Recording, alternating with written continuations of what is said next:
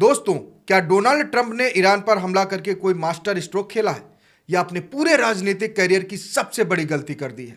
क्या अमेरिका ने यह युद्ध शुरू करने से पहले सही हिसाब लगाया था या फिर उसे लगा था यह एक छोटा सा ऑपरेशन होगा? क्या उन्हें लगा था कि यह युद्ध वेनेजुएला जैसा आसान होगा, लेकिन अब यह अफगानिस्तान की तरह लंबा और खतरनाक बनता जा रहा है? आज पूरी दुनिया इन्हीं सवालों के जवाब खोज रही है और आज के इस वीडियो में हम उन 5 बड़े सवालों को समझने की कोशिश करेंगे जो इस युद्ध की दिशा तय करेंगे। लेकिन उससे पहले एक बात बिल्कुल साफ समझ लीजिए, यह युद्ध अभी रुकने वाला नहीं है।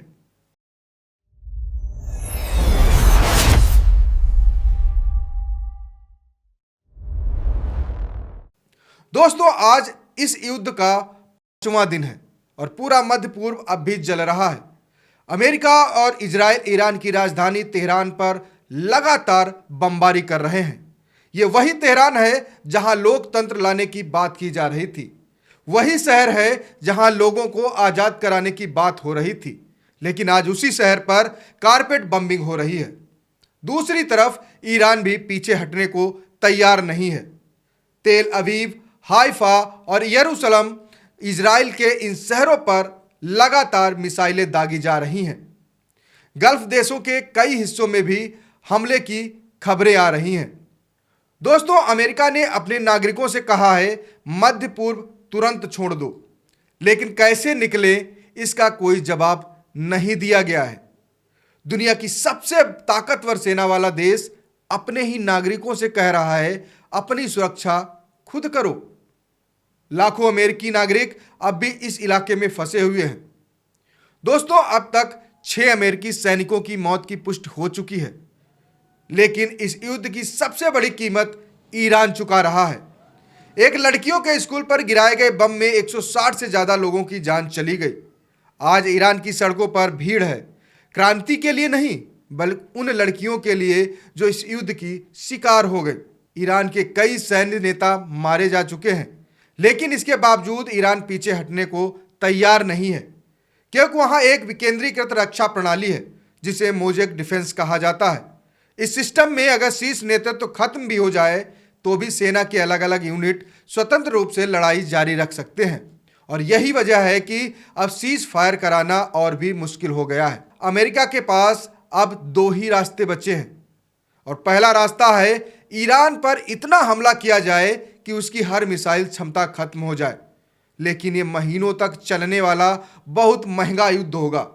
और दूसरा रास्ता है किसी तरह बातचीत करके एक नया नेतृत्व तैयार किया जाए और फिर युद्ध रोकने की कोशिश की जाए। लेकिन अमेरिका में अब भी एक बड़ा सवाल उठ रहा है, आखिर ये युद्ध शुरू ही क्यों किया गया था?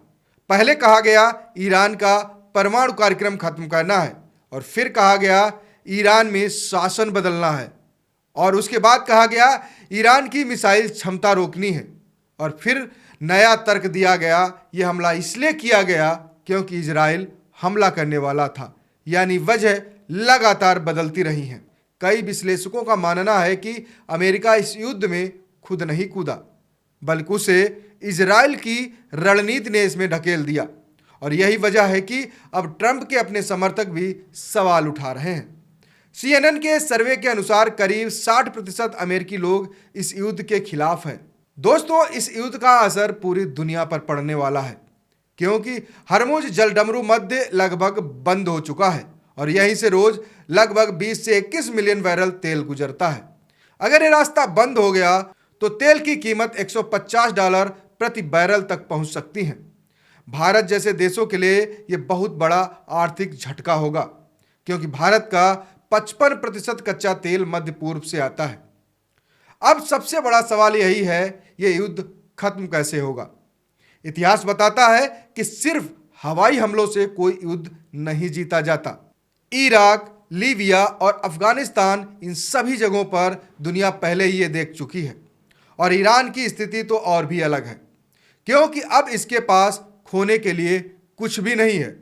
जब तक उसके पास मिसाइलें हैं वो लड़ाई जारी रख सकता है। और आखिरी बात, यही इस पूरे संकट की सबसे बड़ी सच्चाई है। अमेरिका ने युद्ध का दरवाजा तो खोल दिया, लेकिन अब उसे बंद करने का रास्ता नहीं मिल रहा। और इसकी कीमत सिर्फ अमेरिका या ईरान नहीं बल्कि पूरी दुनिया चुकाने वाली है। दोस्तों, अगर हमारे चैनल पर पहली बार आए हैं और इस वीडियो को पहली बार देख रहे हैं तो हमारे चैनल को सब्सक्राइब जरूर कर लें और बेल आइकन को जरूर दबा दें ताकि ऐसे ही आने वाले वीडियो आप तक सबसे पहले पहुंचे। इस वीडियो में बस इतना ही। Take care. जय हिंद।